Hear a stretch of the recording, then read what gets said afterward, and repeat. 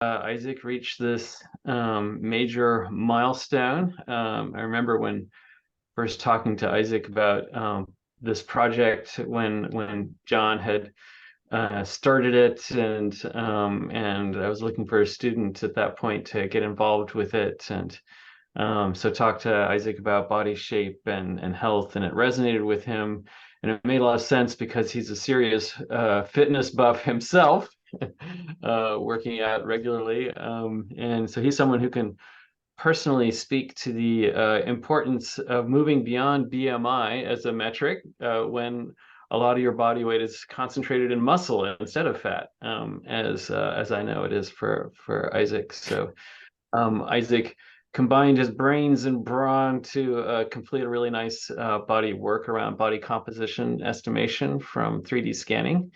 And today he's gonna tell us about that work. Isaac, Great. take it away. Thanks, Brian. Thanks for the introduction. So thanks for everybody for coming. This is my PhD defense, learning clinical body composition metrics from 2D and 3D optical imaging. I'm at the Paul Gion School of Computer Science and Engineering, University of Washington. The other nice little turtle logo is the University of Hawaii Cancer Center, where my other co-advisor, John Shepard, is at. And Oh, sorry, Isaac. Sorry to interrupt. Are you presenting something? Thank you. All The nerves getting to me already. All right, we're good. right. We're rolling. Okay, everybody can see this now. All right, we're good. Yep. So, as John tells me before every paper, the best way to get somebody's attention in a clinical journal is to tell them people are dying and nobody's doing anything about it. So here's our pitch. Metabolic syndrome is strongly correlated with the leading causes of death in the US and the world. Metabolic syndrome is stuff like high blood pressure, obstructive arteries, high cholesterol, diabetes, high blood sugar. These things are very strongly correlated with the obvious causes of death, like heart disease, heart failure, but also things like cancer, which might not be inherently obvious. Total and regional body composition are strong indicators of metabolic syndrome risk. So not just your total body weight, like Brian mentioned, but also how much of it is fat and where that fat is stored, very importantly. The criterion methods for measuring body composition are very expensive and they also pose risk of radiation injury. So criterion methods are things like dual X-ray observed geometry. So you're shooting someone full of X-rays to measure their regional body composition. Not something you want to be doing unless you really have to all the time. So cheap, accessible methods of assessing composition would allow for frequent and distributed measurement of body composition in the wild, which means in the wild meaning the general population, right? You don't need a fancy machine, you don't need a fancy technician with a really expensive certification. Just have people do it all the time, and that way people are maybe more aware of their health, more aware of their progress. That can really create some good psychological and good clinical effects for fighting this obesity problem that we have. So this is what a DEXA machine is, dual X-ray observed geometry, DEXA. Lay on a table, the little scanning thing goes over. It takes about 5-10 minutes, not too long. This image is of me. I did this at UHCC in February with Michael, and decent amount of red in there, a little bit more yellow around the waist than I would like, but yeah, that's what you get. It tells you your total regional body composition. Also tells you this, which I'm not as happy about, but I am working on it. So instead, why don't we use optical imaging? So this is going to be based on the reflection of light, things like you're familiar with these things, like your Kinect sensor, for example, if you have had a Kinect back in the day. No ionizing radiation required. This also includes things like just your camera, right? It's 2D and 3D. 2D is just a camera, photography. 3D is things like 3D scanners. It's many orders of magnitude cheaper for the hardware. It does not require a tech with a radiological certificate just to use this. 2D and 3D outputs, there's a lot of health clubs now, gyms, where there's going to be 3D scanners in there. You can step on there, get a body scan, tells you approximately how much body fat you have. So we're including to the 2D and the 3D side of this. However, the obvious downside of this is you can't observe the 3D structures of your body directly. You have to infer them from the outside shape, right? Because we're specifically avoiding shooting you full of radiation just to look inside. So this is an example of a Fit 3D scanner. You stand on this little table, spins you around, takes some structured light, time of flight images from every single angle, gets you this nice little 3D scan at the top, approximates your body composition at the bottom. So pretty simple, quick and easy to use, about a minute to scan. So why don't we just use these commercial algorithms? Well, they're opaque and proprietary for one thing, right? These companies are under no obligation to tell us how they do these things, what they're using. So we can't verify that what they're doing is actually clinically useful. It only works if you scan on the specific scanner. So you get the scan from the Fit3D. What do you do with it, right? The Staiku guys, the other manufacturers, they don't really tell you what their equations are. You're stuck with whatever they tell you through their app. And as scientists, we don't really like that. We want to make sure that we can verify what we're seeing, that we can make sure we translate that to different populations, different scenarios. The accuracy varies with system. So some of these have an RMSE root mean squared error of over 4 kilograms just for fat mass. That's quite a lot. And then because meshes are irregular, we're assuming these equations are almost certainly based on just derived features, the anthropometric circumferences based on certain cuts. And we believe that there are better ways to analyze the features of a human body than just predetermining anthropometric circumferences around 3D scan. So in this thesis, we're going to go through 5 pieces of how we tackle this problem of bringing the optical imaging of human bodies, both 2D and 3D, towards an intelligent way of predicting body composition without having to subject people to radiation. First one is the prediction of the 3D body shape from 2D imaging from a monocular 2D image, meaning a single image, very, very low barrier to entry there. Second is the automatic mesh templating of 3D optical scans. This is a very practical and useful tool that we actually built a lot of our later works on because it allowed us to greatly expand our collection of 3D optical scans.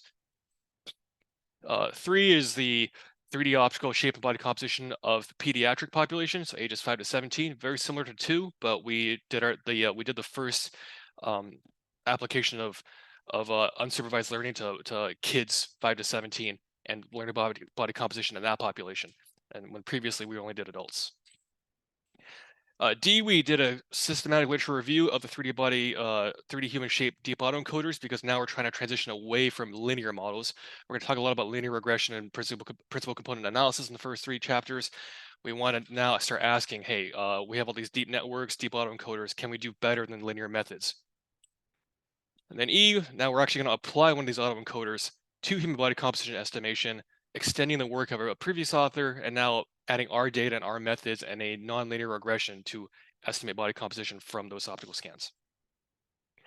Some related work just to build up the base for this. This is the original Alan Kurlis-Popovich paper from SIGGRAPH 2003. A lot of our work is based on this one. It's the first instance where body shape was analyzed with PCA, so a topologically consistent template was deformed to match raw 3D scans. 3D scans are usually just point clouds, unspecified connectivity, unspecified number of vertices. We want to make sure that we normalize that so that every single person in the data set has the same topology so that we can then put them through something like an eigendecomposition for PCA. So this involved manually assigning anatomical landmarks, so clicking on the shoulders, the belly button, the knees, and guiding that template to deform non-rigidly to the point cloud. So, and this was the basis for a lot of the initial work in our projects. This is Ng et al. In 2019. This is the first application of that PCA space to body composition analysis. So whereas before people were maybe taking features as predetermined circumferences around the body, around the waist, the torso, now we're saying, okay, why don't we extract features with the unsupervised learning method like PCA, and from those features perform regression to body composition, which we have measured with DEXA. And this relied on having a very unique data set that we had access to in collaboration with UCSF and UH, the ShapeUp studies, which is where we captured 3D optical scans of a large cross-sectional population paired with DEXA scans on the same day. So now we know the body shape and the body composition of the same person on the same day. That has not been done before, and that allows this kind of work to happen. 230 females, 177 males at the time. So this is a little bit earlier in the collection process. Ooh, sorry. Follow-up work on that, Wong et al. From 2 years ago. Same idea as the Ng paper, but now they're analyzing what happens when you normalize the pose, because all these scans, both in Caesar and the shape of scans, were approximately in the same pose as this first one, the A pose. Right, this one where it's kind of like this, but even this, based on how tall the person is and the different kind of scanners, there's going to be some kind of pose variation in the limbs. That tends to create noise in the data set that's not actually correlated with body composition, right? Like whether you move your arms, that's not going to change your body fat. So this works analyze whether taking that out by transforming the mesh post hoc into a T-pose and into a neutral T-pose improves the prediction accuracy of the body composition, which it does. This is going to be useful in terms of future work because this is a very useful direction, interesting direction that we don't really address right now. This is Clarkfist et al. This is a 2D solution where they are turning an MRI image into a binary silhouette mask. And then from that mask, putting it through a convolutional neural network, so an image network, DenseNet 121, to get visceral fat, abdominal fat, subcutaneous fat, gluteofemoral fat. This is an end-to-end model that takes an image and spits out a regression. This is also something very interesting that would be, we're going to talk about later in future work. It's actually based on the publication I'm about to talk about next, because I cited a paper for it, and this would be very interesting to follow up on as a future direction. This work from Wang et al., James Hahn Lab, and George Washington University. This work is interesting because this is where I first saw the application of Gaussian process regression for body composition analysis. And this is the method of regression that we are turning to after the linear methods to see if we can get something that does better than a linear regression to more accurately estimate the nonlinear relationship between body composition and body shape. And finally, this work by Yi Zhou, fully convolutional mesh autoencoder. This is a NIPS from 2020. This is the network that we built our final presentation on. Just a quick rundown on how this thing works. It's a generalization. It's a generalization of a 2D convolutional neural network to the 3D space. Convolutional window, if you can take a look at one of these, right? It's just our radius of neighborhood vertices around some kind of center vertex, just like a square convolutional window in image. Now, the main difference is in the image, right? It's a regular grid. You know exactly how many neighbors you have, and they're exactly the same distance away. In a mesh like this, that's irregular. You don't know how many neighbors you have. You don't know their position. So what they did was they separated the spatial kernel from the actual kernel weights, as in they have m basis vectors that are not dependent on the location of the adjacent vertices, and then each vertex, so like this vertex, the weight at that vertex is a linear combination of all m basis vectors, right? So it's the same idea. They just have one layer of abstraction where they, instead of having each index here be exactly one weight in the convolutional kernel, they say, okay, the kernel, the spatial kernel, and the actual weight kernel, we split that out, abstract that away, and now the idea of a convolution now can be translated to an irregular graph. Moving on. So now we're going to go on and present our first work, which is, predicting 3D body shape and body composition from conventional 2D photography. The input is something like this on the left, where you get just some guy or just some person mostly unclothed, right? You don't want anything baggy to obscure the actual body shape, standing in an A pose. And the idea is that if we can fit some 3D body model, like this gray thing on the left or on the right, to match what you see in the image, then, and if you can get body composition predictions off of this body shape model, then that should match what you see in the image. So motivation, build a low-cost, highly accessible, in the wild tool for body composition estimation. So this, now we're trying to get as low-tech as possible, right? We started at MRI and DEXA and all this stuff that requires hundreds of thousands of dollars of equipment. And then now we're talking about maybe a $10,000 3D scanner and getting all the way down to, hey, take one picture of one person from the front. Anybody can do this. Only consumer grade photography is required. No strict constraints on the capture protocol or the equipment. So any camera is fine, smartphone's fine. We're not going to say you have to precisely measure the positions and the angles. We're going to handle that. So just the minimum amount of necessary inputs. Again, this is made for usability and accessibility. We're trying to see how good can we get with the minimum number of requirements. One frontal photo, put in the known height and weight just to regularize the problem a little bit. Everybody knows our height and weight pretty much, so it's not really a very restrictive requirement. And the camera parameters are specific to the hardware, so you can just query the camera and say, hey, what's your focal length and sensor size? The camera, the hardware should know that already, so we don't need people to really be experts at photography to deal with this. So how do we do this? We start off with a shape model. This thing here is from Allen et al. It's the shape S. So every one of these is a different example of S is equal to some PCA matrix that we solve for based on the decomposition of a training set, times some principal component weight added to the average. These two are the averages for male and female respectively. So every shape, any new shape can be generated by a linear combination of the principal component basis plus some bias, right? Some initial starting point. And the parameter we really care about here is this W, the PCA component weight. This is a vector. It's the length of the vector is however many people you had in the training set, and this is what we're actually going to manipulate to change the shape, because A is set and mu is set based on the training data. So the method is we're going to identify the skeleton and the silhouette. So we have some image, we're going to figure out where the joints are, and we're going to figure out what the skeleton roughly is via some automatic segmentation method. Back when we did this a few years ago, we used a deep cut and grab cut. So they're methods that were available at the time. Now there's some more intelligent networks like BlazePose that are way faster at this because these took quite a while. But the idea is the same, doesn't really matter what you use. And then now we're going to optimize for the PCA parameters W and a rigid transformation T. So rigid transformation is rotation translation that best aligns shape S, the generated 3D shape, to the segmented silhouette that we detected under perspective projection with no camera parameters. Right, that's the key part. So we're saying we're going to move this 3D shape around such that when you project it onto the 2D image plane with perspective projection, it matches what you see on the silhouette.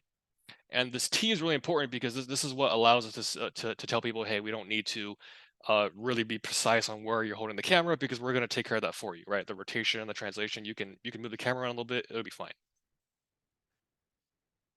So real quick on the projection, if you can imagine that the yellow sphere here is like 3D model, and the yellow sphere that you see here is the picture that you see. We're going to try to deform that sphere and then move it around in space so that it projects to the exact same yellow sphere that you see in the image plane.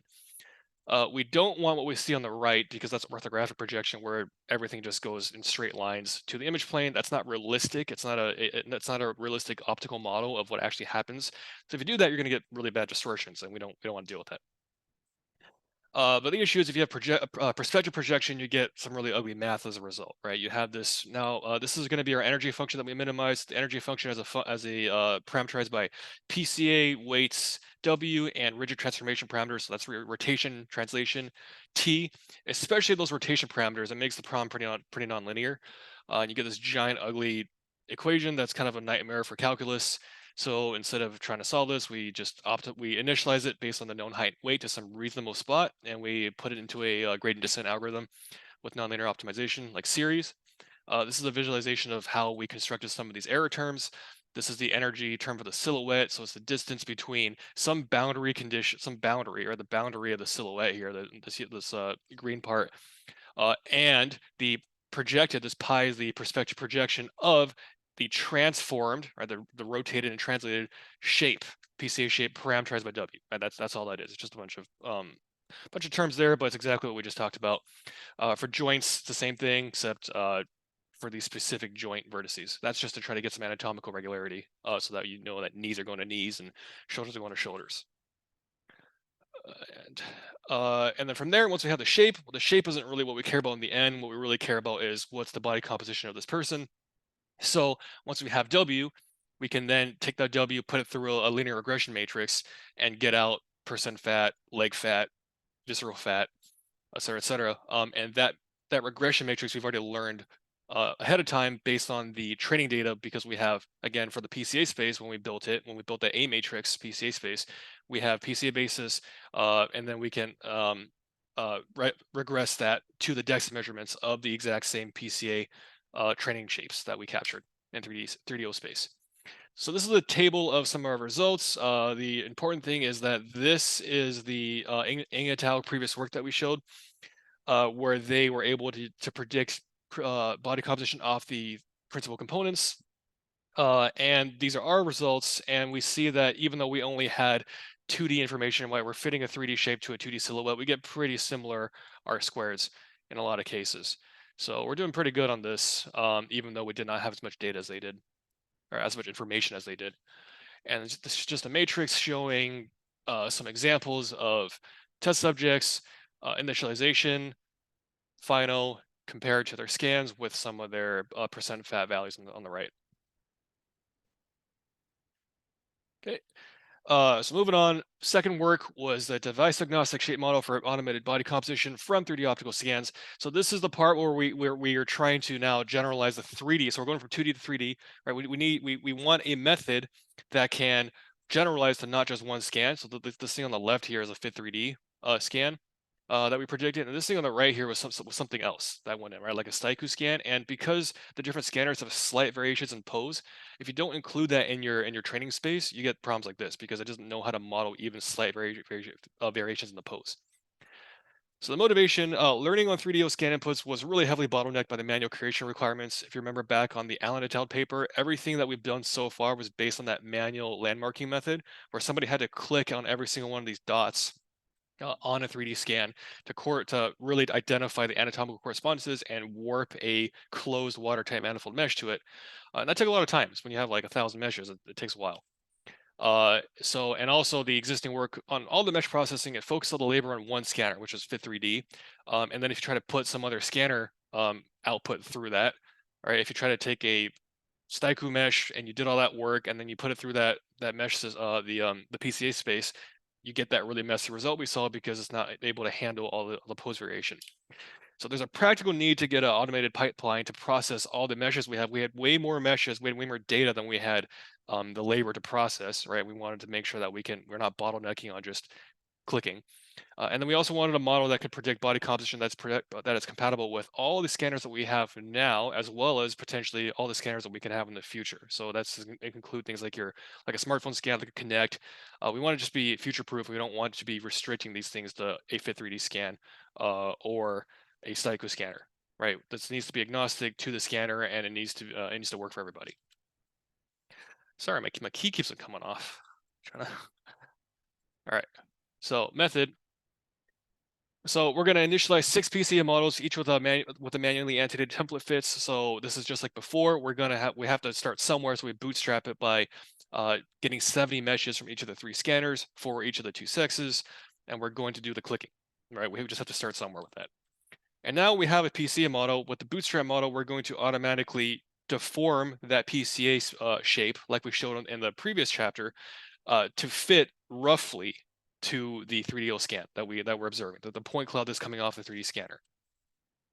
Once we've done that, we have a whole bunch of automatically fitted scans from a whole bunch of different sources. We combine that into a single PCA space, and then we train a regression model off of that and predict body composition. And yeah, that's it. So how do we actually do the fitting part? That's really the meat and potatoes of this. So say we had some scanner that outputs this. This is a point cloud off of Fit 3D. And this has some unspecified number of vertices with some unspecified ordering. And we want to get this to a 60,000 vertex with the same ordering, with the same layout every single time.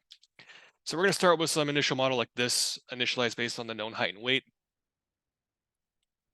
And then we're going to deform just like in the previous work. We're going to manipulate W such that we minimize the distance between the observed shape, which is this thing, and the 3D shape that we're actually deforming. And the deformation is the same equation as before. It's actually an easier problem than before. This is a strictly linear deformation in this case. It's 3D to 3D. There's no perspective projection going on here. And so you get this little bit of change. It's not much, but you can see that the thighs get a little bit thicker. The proportions change just a little bit.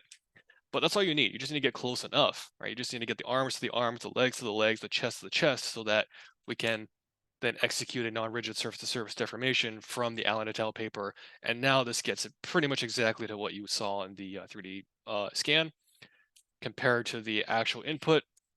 Right, you do this for every single scan, and now you have very accurate, very high resolution, templated, consistent meshes that we can then combine into some dimensionality reduction or feature extraction algorithm.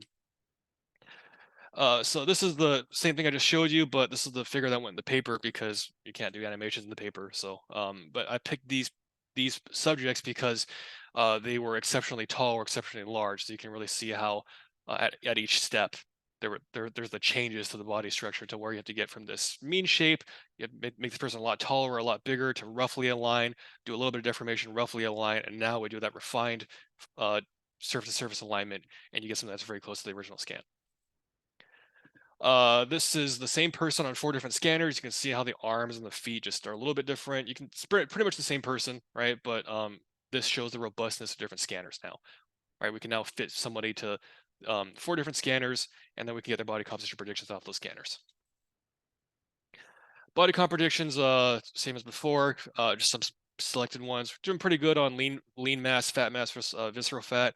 Not so good on percent fat. This is going to be one of the problem variables that we're going to address in the later nonlinear work. So C, automated body composition for device agnostic 3D optical scans for kids, pediatric populations. It's going clinical nutrition 2023. This is one kid scanned on 3 different scanners. You can again kind of tell it's the same person, but there's some weird inconsistencies plus just very minor pose differences. Motivation is the same as before. Method is the same as before. I made a visual of that. So don't want to spend too much time on that for the sake of time. But it's the same idea. It's just we're trying to apply it to kids because doing body composition analysis in a pediatric population from unsupervised features like PCA had not been done before this. Mostly due to data limitations, right? But the work in the previous chapter now enabled us to do this work because we were now able to process the kids' data that we had and build PCA analysis space off of them. So here are some results. Picked 2 people on opposite ends of the age spectrum. One person here is almost 17. One person's about 6, very small. And in both cases, the raw scan, the template fit are pretty much very closely aligned to each other. And this is important to show because a lot of these scanners are not meant to capture people with very small body sizes. The handlebars are going to be very high. The resolution might not be suitable for somebody who is 1.2 meters tall. So it's a good result to show that it works for people across a range of body sizes. This is an interesting visualization that we made. So we took somebody who was 8 years old. So in all the cases, the left side, right, these are the real people here in the data set. And then we added some delta F to them. So we solved for a PCA shape offset that represented a change of 10 years without putting any constraints on the height and the weight. And we just wanted to see what the PCA space, what the shape space thought that meant. And especially for these people, you see that these people obviously seem a lot more mature, right? They're broader, their proportions are more adult-like, some secondary sex characteristics are coming out. And this is mostly just for visualization. We didn't really do any quantitative measurements with this because we did not record Tanner stage as an official measure. It was self-reported. We didn't do that formally, but the reviewer really wanted to know when it comes to kids, right, that the pubertal stages, the Tanner stages, what does our work say about that? And so these are what we presented. To try to address that, we try to say, hey, we didn't record it, but we are recruiting across the continuum of the age range, and we want our model to learn what the maturity of an individual means continuously in an unsupervised way. So in this case, we're going to vary age from 9 to 13 to 17 years, but we're going to hold height and weight constant. So instead of letting this person get taller or heavier, we're going to say if a person of these measurements, 5'2" is pretty tall for a 9-year-old, but if you had this 9-year-old and she doesn't grow at all, she doesn't get any heavier for the next 8 years, what happens? And this visualization shows that the maturity stages of the individual are represented in our PCA space, in our shape space.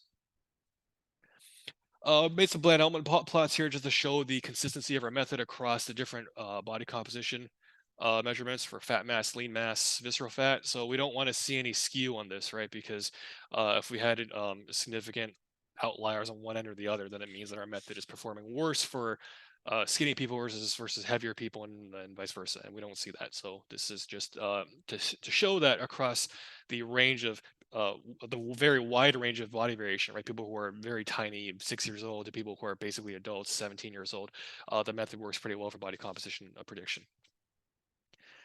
And just a table showing the numerical results for the R-squareds and RMSEs. P-value means that there's no significant difference from DEXA, which is what we want. We don't want our optical estimates to be different from the ground truth or the reference method. That would be not so good. That would indicate that we have a bias in our method. So those 3 works and some of the works in our group that preceded it were based on linear methods like we talked about. It's linear regression, principal component analysis assumes linear relationships in the feature space and in the regression space, in the regression function. And that's not always realistic, right? People don't vary and grow in straight lines. So as a shape autoencoder, you can't really get every single detail that you would want on the surface geometry of the body. It's not fully expressive. So this shape on the left here, this is what the PCA projection of the person on the right is. So if you're going to do body composition using the PCA features as input, well, the regression function sees the shape on the left, not on the right, right? And you would assume that the more accurate that you can represent the shape, the better you can predict the body composition. And number two is the actual relationship between shape and comp is not usually linear. That's a pretty extreme assumption. It's convenient and it works pretty well, but it's not necessarily true. Extreme example is if you take the kid and you make them 27 years old, they don't keep on getting taller after age 18, right? Like that's just not right. So how do we deal with this? Well, we're going to start moving towards nonlinear methods for representing shape. We're going to move towards nonlinear methods for representing regressions from shape to body composition. And that gets us into talking about autoencoders. So principal component analysis is an autoencoder. You put in a shape, you get out the same shape. That's what an encoder is. You want to train a model to represent itself, and by representing itself, you're learning some feature space, this latent space in the middle, that represents what you put in as some reduced compressed feature vector. Right, an autoencoder, PCA is an autoencoder, but with linear assumptions, linear and orthogonality assumptions. There's a lot of autoencoders out there that we can work with that are not linear, and we're going to try to work with some of those and see if we can get an autoencoder that produces features, nonlinear features, that will then allow us to estimate body composition better. So that brings us to our next work, which is a deep autoencoder model accuracy on detailed human body shape, a systematic review. So this is not necessarily an experiment. This is just, we survey the literature for over the last 20 years, and we look at all the ways that autoencoders are used to represent human body shape, and we want to collect all the results, compare them against each other. So the motivation, deep learning models of human body shape, they lack common benchmarks or standardized measurements of performance. It's a pretty specific field of study.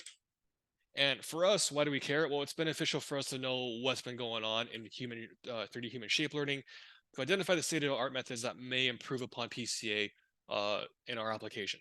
Right, a lot of this work is not published with clinical intentions. The 3D shape learning aspect of human shape modeling, those go in machine learning pattern analysis papers, and we're doing this with a clinical bend.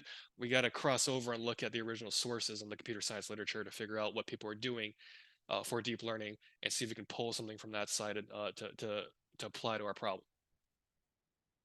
And then in general, it's beneficial for the field because when we did this review, there's not really standardized performance metrics. There's not a standardized data set. So if you're doing autoencoders on rigid shapes, there's ShapeNet. If you're doing image learning, there's ImageNet. There's not really that for human body shape, which is a very specific problem because human bodies don't deform as rigidly as like a plane does, and you can pose them, right? It's a little bit different. So by establishing some set of standards, by saying, hey, these are the works that can be compared, this is where the state of the art is, here's what we should do in the future to make sure that anything we do in the future can be compared against the previous benchmarks, we believe that's a contribution to the field as well. So methods, we screened about 1,000 titles from IEEE Explore, another 1,000 from ACM Digital Library, about 166 from DBLP. So just the major computer science literature databases. And then we selected from those 24 because the vast majority of them were not 3D human body deep autoencoders.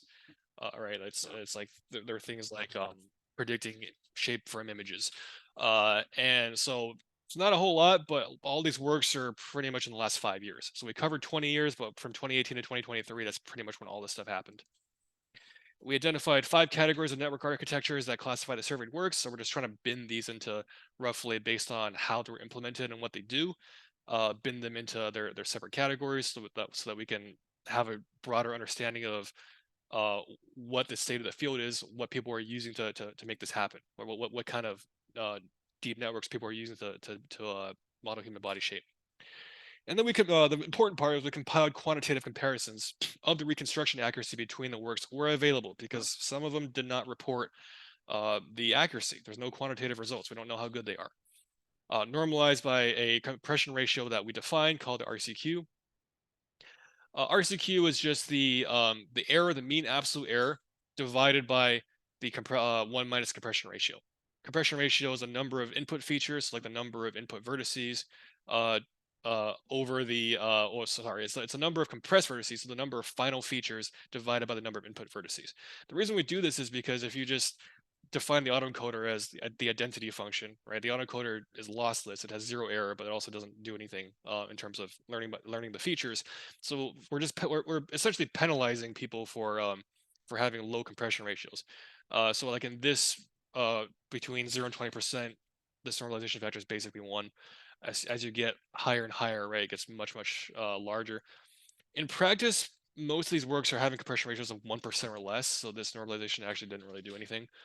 So in the future, I might want to adjust this so that the curve happens a lot sooner, like that. That might be a lot more useful.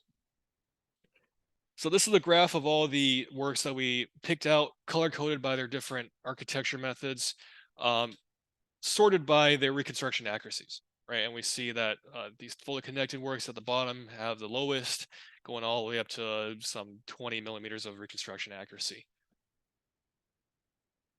So what do we take from this? The lowest reconstruction errors came from the fully connected architectures, the here colored by magenta. Fully connected meaning there's no spatial kernel, right? You just shove in the entire point vector as a unordered array and tell the VAE, hey, figure it out. So that was a little surprising. We were kind of assuming that maybe a spatial convolution kernel was a little bit better for local feature representation, but they also use different training data. You know, like all the other papers did not have the Caesar data, did not have multi-shape data, only multi-pose data. So there's just factors that are not being held constant that we can really definitively make a conclusion on, because there's so many things that are different between these works. Many of the works that did not end up on the chart above were because it didn't have quantitative results, or did so without units of measurements. We don't know if it's in millimeters, if it's in meters. There are L2 errors versus L1 errors. So just we couldn't compare everything apples to apples, as even though we identified 20 something works. So future works, based on these conclusions, we should maybe try to isolate the effects of the VAE. So we found that the VAEs performed really good, but also their architectures were a little bit different. You know, they didn't have any convolutional kernels. They had a little bit different training data inputs. They had pose disentanglement. They're modeling the pose separately from the shape, as opposed to assuming that shape and pose are the same parameter space. So a lot of these things we can analyze in future works to really identify, hey, maybe is VAE the way to go? Is fully connected the way to go? Is pose entanglement the way to go? We have to do a lot more work to isolate every variable instead of changing 3 or 4 of them between works. Especially the dataset. Dataset's very variable between different works on this one. So after the review, we picked one of the works out of the reviewed deep autoencoders, and we repurposed it for body composition analysis, as shown in this diagram. If you put in some input mesh like this one, right? This thing, it's a convolutional network, so it has a spatial kernel that compresses it down to ever smaller graph that represents more and more features of the local surroundings. And motivation. So like we said, the prior work, both before and during the work of the thesis, so the stuff that I showed in this presentation, and also the work of our group parallel to and before some of my work, it's pretty much all linear algorithms. All right, it's PCA, it's linear regression, it's stepwise regression. And that's true for the shape model and for the body composition regression. So imposing these linear assumptions most likely yields imperfect results. It's probably not accurate. You know, it's just saying it's linear it's a pretty broad assumption. So modeling nonlinear functions with more advanced algorithms may yield better shape models that are more accurate for representing the shape of the 3D structure, and lead to better body composition prediction. So the method is we take an existing 3D autoencoder that we identified in the literature review that was compatible, easy to retrain, easy to use, and then we're going to retrain it on our data, the additional data we have that pairs 3D optical shapes with DEXA image, right, with the reference actual body composition measurements, and we're going to fine tune this network to now, instead of just modeling different poses of human body shape, we're going to now teach it to model fine detailed human body shape variation based on the body composition variation between individuals, and then we're going to learn a function from that nonlinear feature space to predict body composition. And we're going to do that in this case with Gaussian process regression, like we brought up in the related works in the beginning.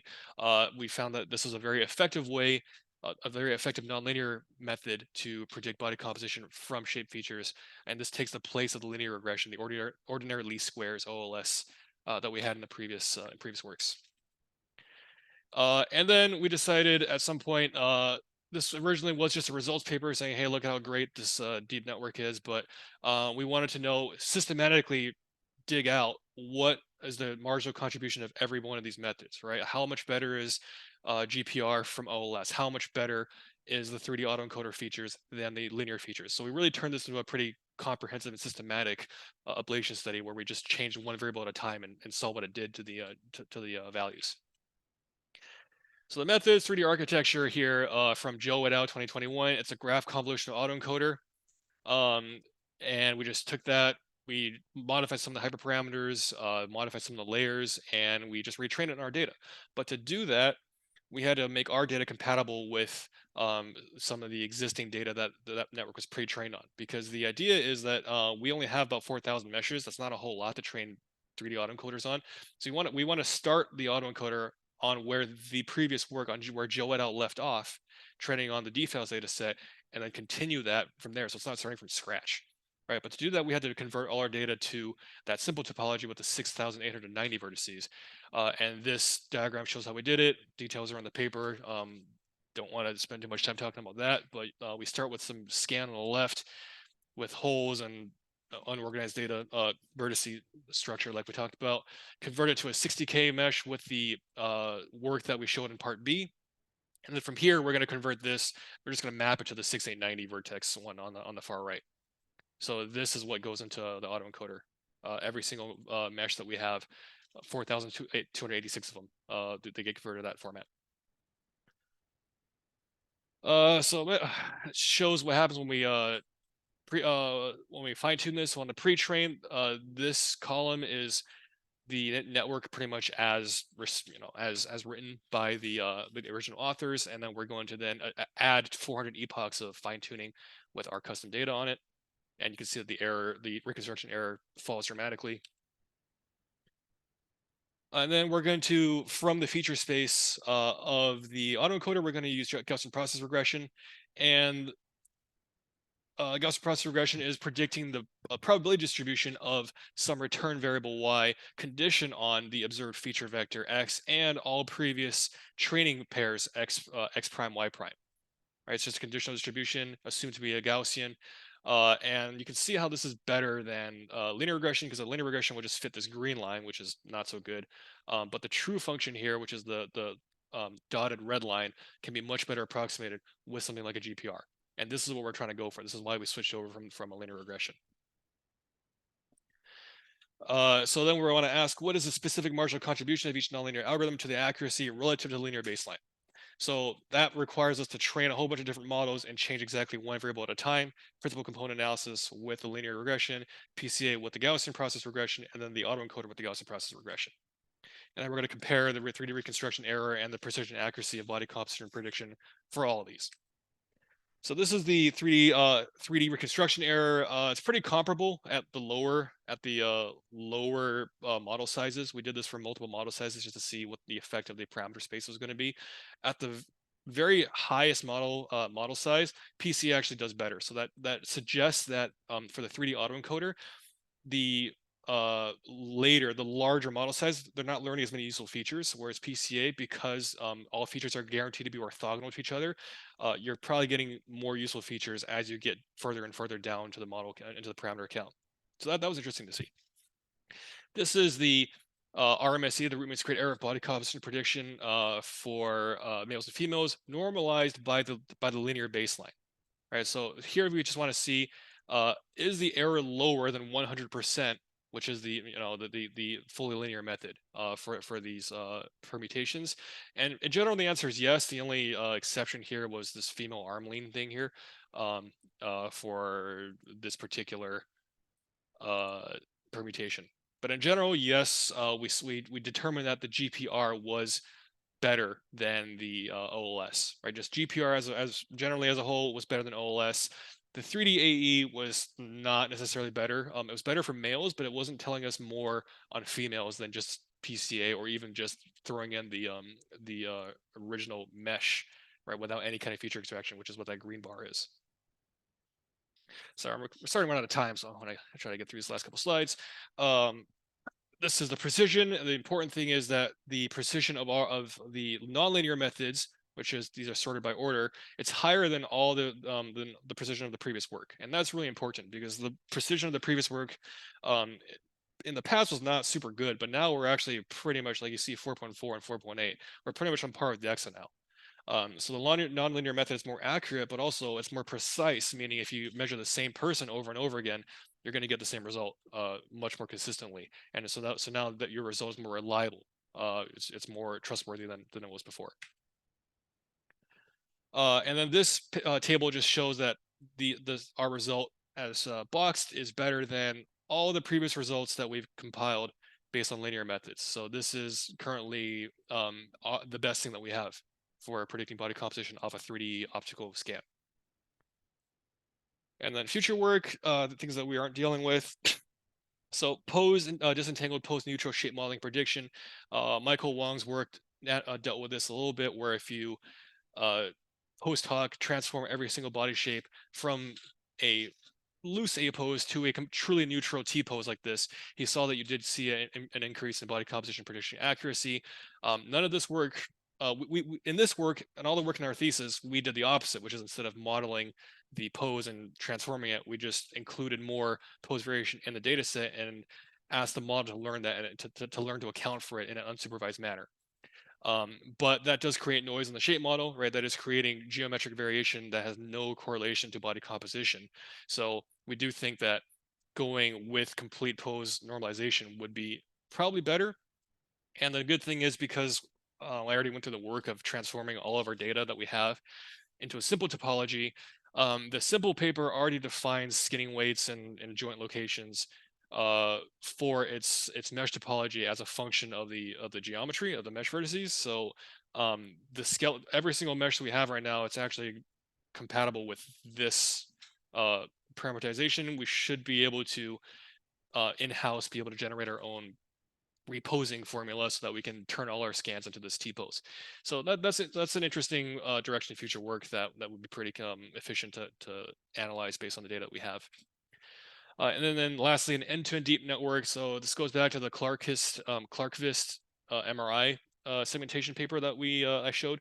And this applies to 2D and 3D examples where if you could just put in the 3D model, or you just put in the 2D image, and you have a deep network that goes end to end, takes the image, takes the mesh, and spits out the predictions without all this intermediate step work, all these intermediate steps in the middle, you might be able to get something better, because now if you think about how the deep network works, you want to get all these errors at the very end of the network back propagated all the way to the beginning, right? But right now we have this thing where we have some kind of shape encoder and it's cut off here in the middle, and now some kind of regression from the features, and the features in the middle do not change. Right, there's a disconnect in the network. Well, we've trained it piecewise, and because that's what we found converges to a good solution based on the amount of training data that we have. And that's when I thought maybe doing something like starting with the Clarkvist model, which they train on 60,000 MRI images, right? That really increases the scale of the data. Maybe if you start with that as a pre-train, and then we train from there a fully end-to-end body composition model using 2D silhouettes as input, that might be something that's more feasible. That hasn't gone fully to fruition yet, because I started talking to those guys and we haven't really worked that out yet. We didn't really get the data transfer or anything like that, but that would be an interesting direction to take this into, because being able to have that fully connected network might be able to increase upon the results that we have currently with the disconnected network. Okay, get through some acknowledgements. Thank you for bearing with me. I know I kind of went a few minutes over just to rush through a lot of material, but first of all, I got to thank all my lab mates, both past, present. Well, I've been here for many years, and it's not just about work, it's about the community, and you guys make it easy to come in.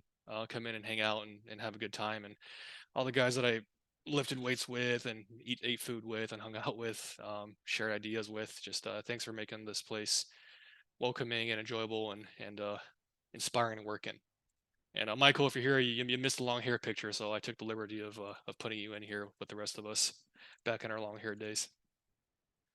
Of course, to my advisors and my board, thank you for taking the time to do this. Brian, thanks for putting up with me for 8 years. I know one of the most horrifying parts of this exercise was for me was going back and to 8 years of emails to try to dig out some of my earliest experiments and results and figures and putting it into my thesis. And I would read what the things that I would type, and I'm like, what an idiot! Like that guy sounds like a crazy person. So I'm hopefully I've come a long way since then, and I know I got a long way to go. But thanks for having the patience to guide me along and to help me grow into a better version of that than what I started with. And John, thanks for taking on the co-advising with the time difference and the distance, and you really helped me find a place where my skills and my interests. Steve and Andrea, thanks for all of your really wonderful insights and paper edits.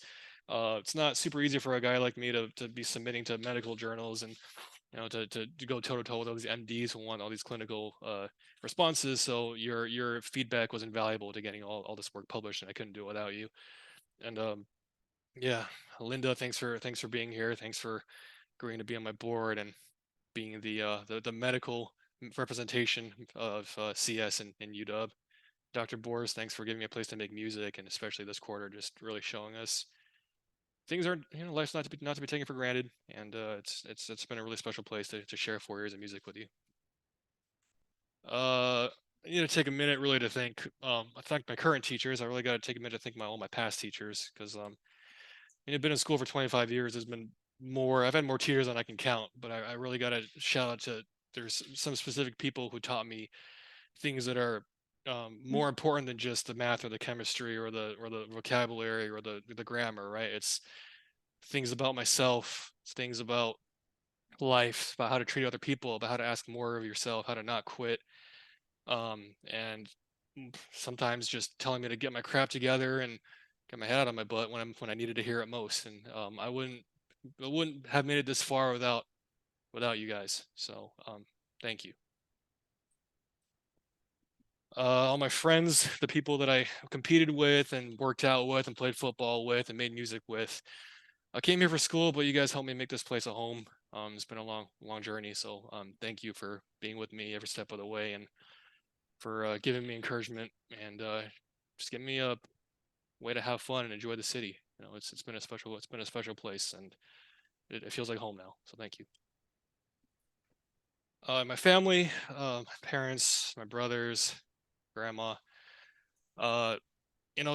especially my dad. I always knew from quite a while back that I was gonna have to at least get this far because I know he did his PhD dragging my 4-year-old butt around, my screaming 4-year-old butt around back in Florida in a foreign country, and I had to make it up to him somehow.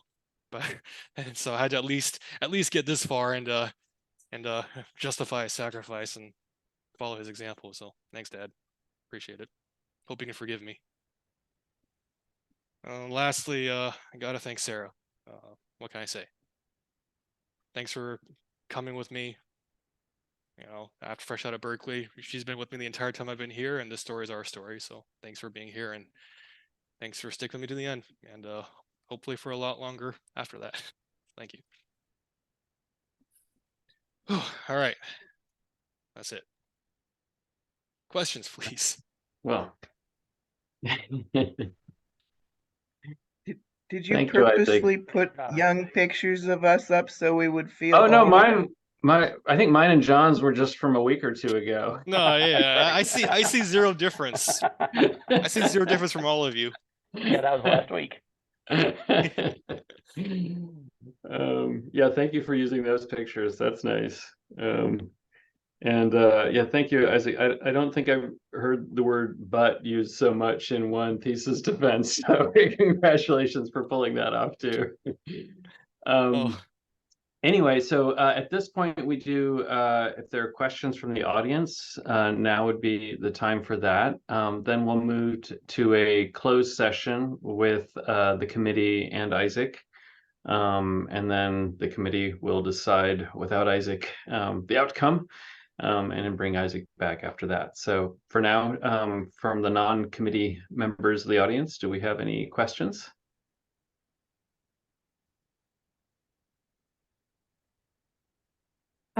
I have two questions. So first of all, like for section B, you had data from like 3D scanners. Just wondering if you like tested on other like 3D optical scanners outside of the one you had data for.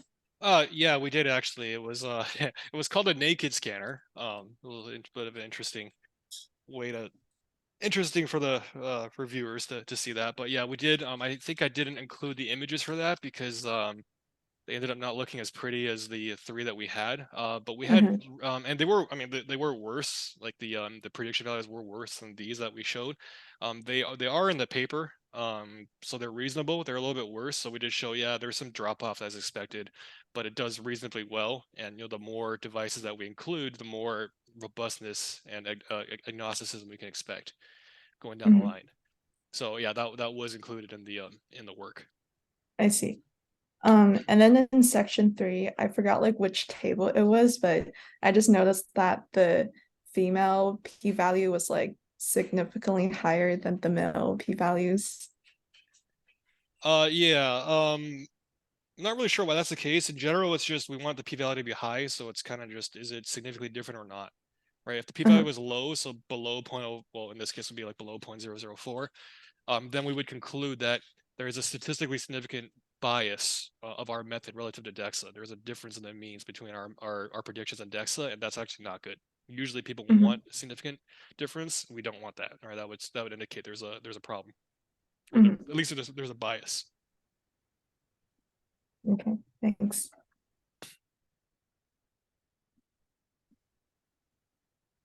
Any other questions from the audience?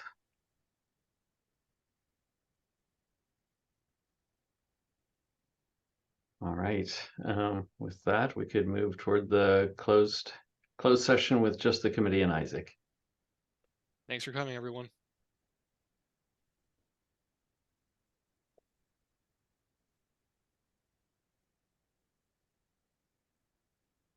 And for this, Isaac, could you turn off the recording?